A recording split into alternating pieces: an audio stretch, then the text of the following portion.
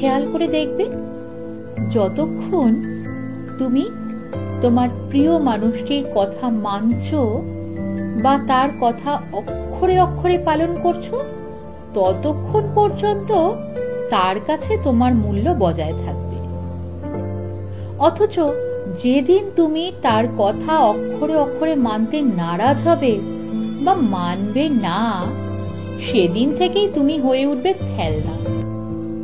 দেখবে নিমেষের মধ্যেই সেই মানুষটির তোমার প্রতি যত ভালোবাসা সব একেবারে উধাও। আমি বুঝতে পারি না এটা কি ধরনের ভালোবাসা, যেই ভালোবাসায় শুধুমাত্র নিজের স্বার্থ, নিজের অহংকার, নিজের একার গুরুত্ব বজায় রাখতে গিয়ে তার নিজের কাছের মানুষটিকে কষ্ট দিতে বুক কাঁপে না।